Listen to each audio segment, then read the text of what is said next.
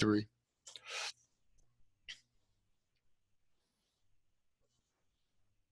Okay, today we're going to start section 9.3. Just a reminder once again, on Monday, we're going to roll into chapter 6, and next Wednesday will be test on chapters 5, which was method, and 9. And again, for chapter 9, you only need 2 sections, 9.2 and 9.3. So before we move on, are there any questions on anything from chapter 5 or what we covered last class?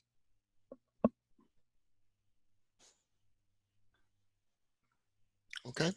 If not, we're going to move on to section 9.3. 9.3 is called string methods. And what's going to happen is when we get to chapter 6 on Monday, a lot more of this whole method talk is going to make more sense, because we've done methods, but all the methods we've worked with have been inside our program. We've called methods from somewhere else. We just don't know where they are. We just know how they work. For example, we know there's a block of code somewhere called math, called the math class, and inside of the math class we had several methods. So we would reference them by using the math class dot pal, for example, and we had the parentheses. Yeah. Oh, no question.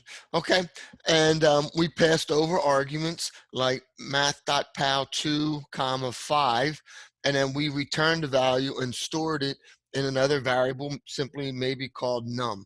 So we were used to statements like num equals math.pal2, 5. Then on Monday, we got into this thing called the character class. So just like the math class, if I want to use something from the character class, I have to use its name. So I might have a statement like ch equals character dot, and now here's a method again, 2 uppercase.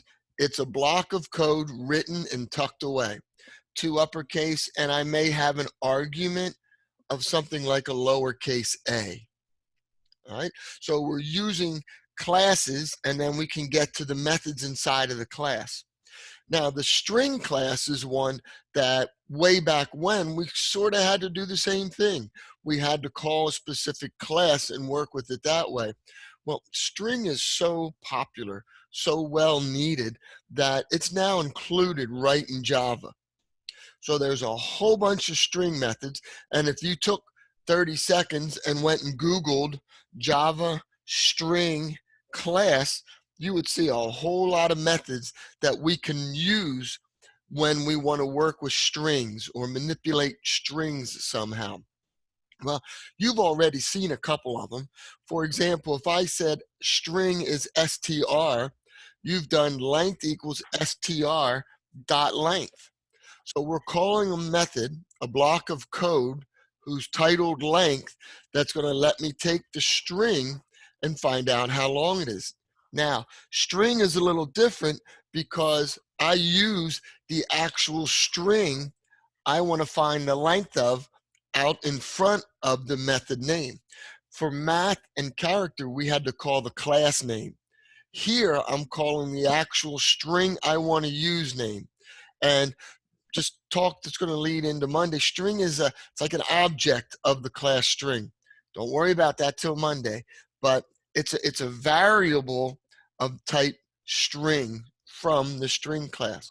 We looked at another one where we said something like ch equals string dot char at, and then we put a location. And a lot of times we worked with 0 because we were looking for that first character. Okay, so slight different from what we did on Monday. On Monday, we had to call the character class, just like we did math. Now we're calling what's called an object or a variable of the class string and using the actual variable name. So again, ch equals str dot char at 0. Questions? Now, in section 9.3, what you see is a whole bunch of things that we can do as far as processing or working with our strings. Some of the names, when I look at the tables, I start to see some, and again, this is only the tip of the iceberg. In the actual class, like I said, if you Google Java string class, you would see a lot of methods that we could possibly use. But when I'm looking in the book, I start to see some string methods in table 9.3, which is on page 566. And I see methods that there's 4 of them listed there. They're all returning type Boolean. And what they do is they check to see, you know, here are the methods: starts with, ends with, region matches. So it's a paragraph that hopefully you get to read over. But for example, the first one says, does the string start with? So if I had a string, str equals hi mom, and I want to know, does it start with hi? I'm going to have a Boolean variable called found, and I'm going to say found equals str dot, because that's the string I want to work with, str. I'm going to put starts with, that's the method name, and then I'm going to put double quote hi. Now this time you notice my argument is a string. Does the string hi mom start with capital HI?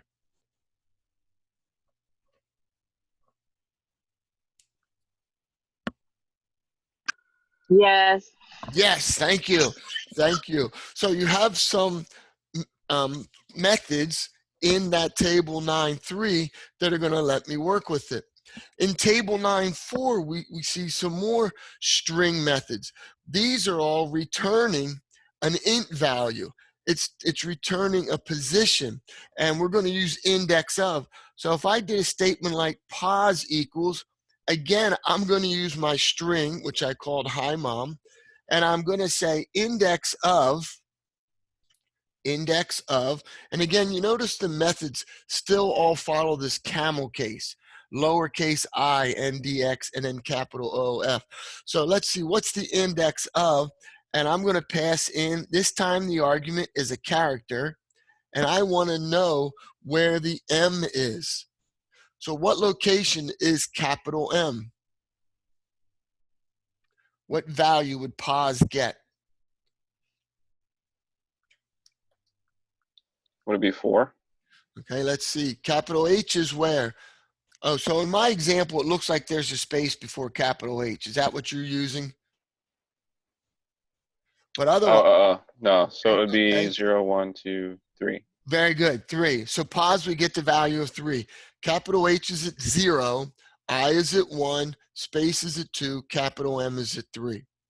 So there's several methods in that table that return an integer value that work with finding the location of different things. Like I could find the location of an integer, or excuse me, a character. Or I could have put in there capital MO and made it a string to find the index of that string. So it helps me to go through and see where certain things are. The next table I want to look at is table 9.5. And 9.5 works with methods called substring. And they're going to be returning a string. So let's take a look at one of these. I'm going to say string 1 equals str dot, because I want to work with my string. And I want to get, in this case, I'm using the first one. So dot substring, and it's considered one word, so we don't have the camel case in there. And what's going to be returned is, if I pick a location like 4, I'm going to jump to that location, copy the rest of my string, and store it in str1. So again, my statement is str1 equals string dot substring parentheses 4. So if I go to the 4th position, copy it and the remainder, what would get stored in substring?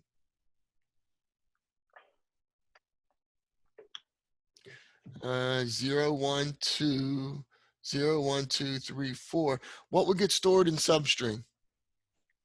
M.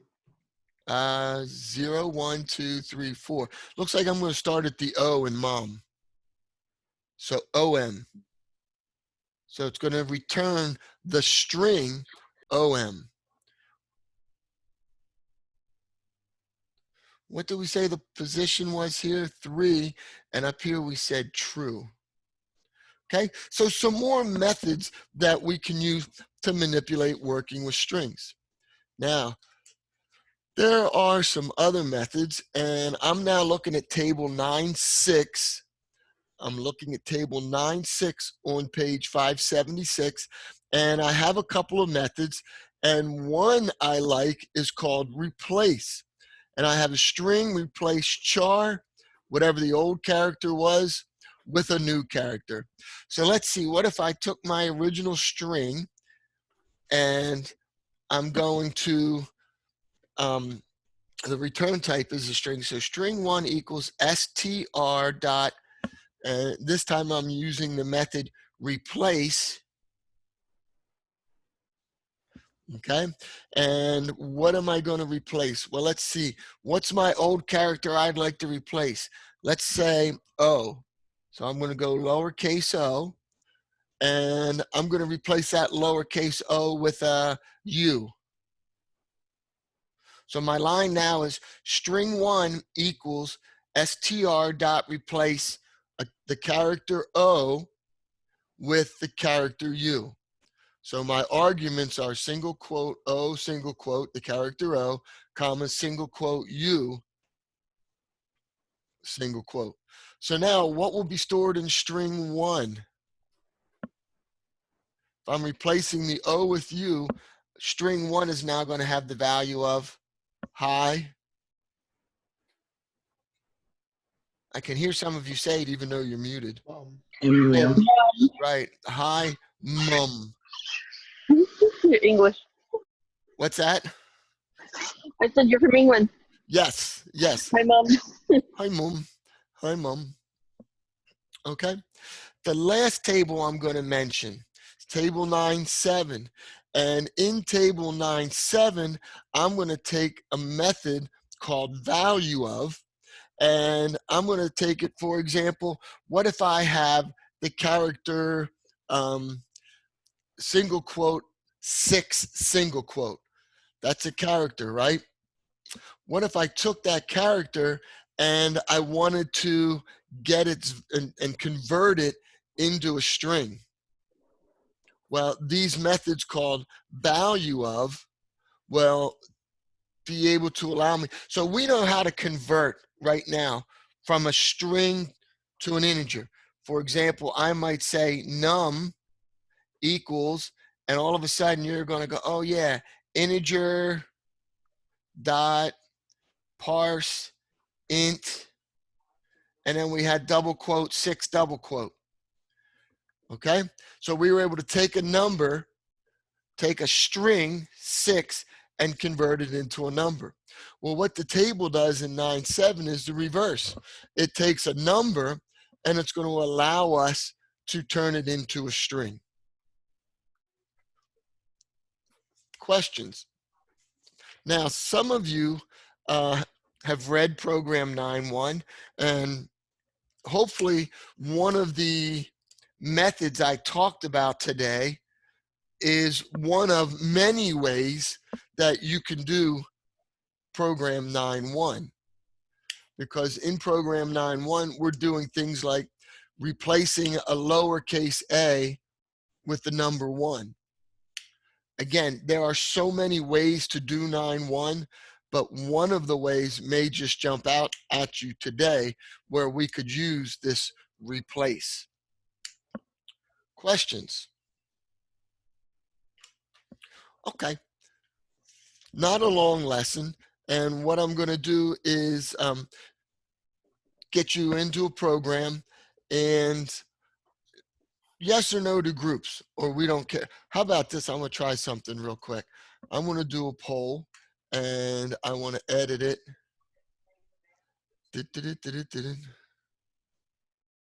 And I'm going to send out a poll.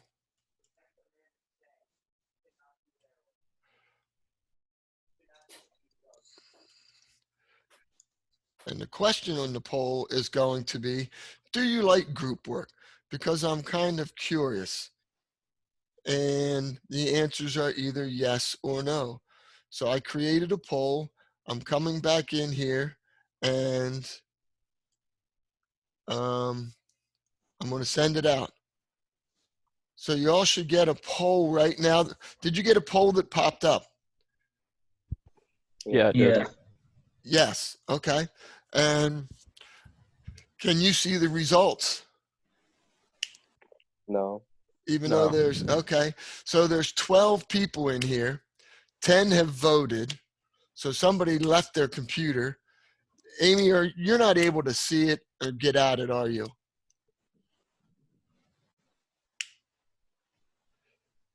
I did. It just takes me a while to get to it. Okay.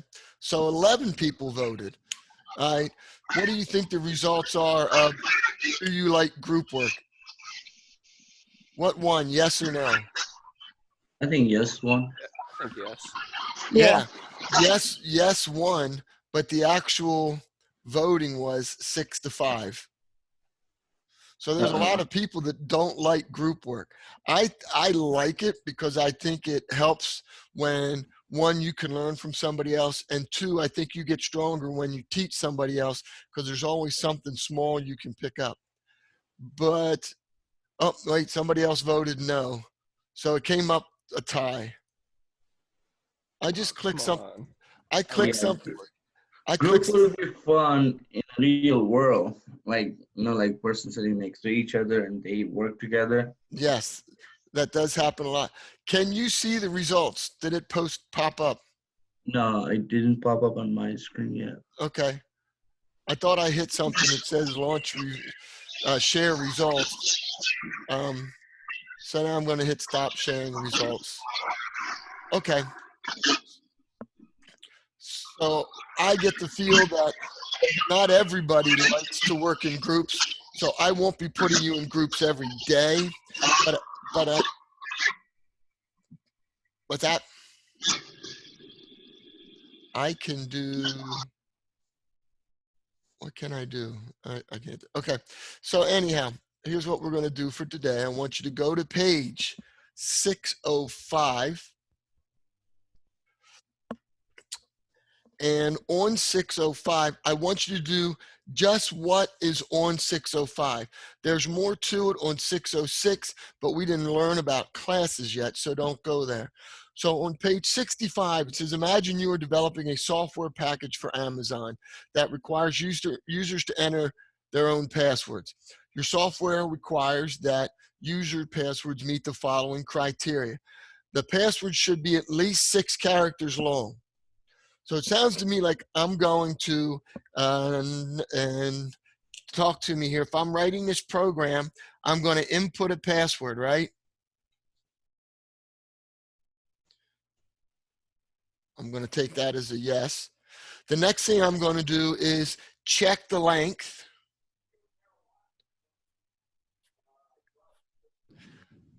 I want to make sure that the length is a certain thing. I want to make sure that it contains at least one upper and one lower. Okay. Check for one upper, one lower. How am I going to do that? Am I going to have to go through the password one character at a time? Well, the answer is yes. So that means I'm going to need a loop, which means I'm going to have to save that length from up above so I can loop through one at a time and check to see as long as one of them is an upper and one is a lower. And then finally, I need to check for digit. Has to include a number.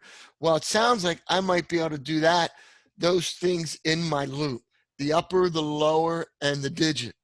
So the first thing I recommend you do is input a password. Boom. Second thing, check the length. Okay. And then you could even print out right then and there, yes, the length is legitimate. Boom. But you need to end up doing all of these to verify whether the password is good or not. So you might want to have some sort of Boolean action going here. So that it's, you know, it ends up being, if it's true that everything's good, then print password is good, else print there's an error with your password. Questions?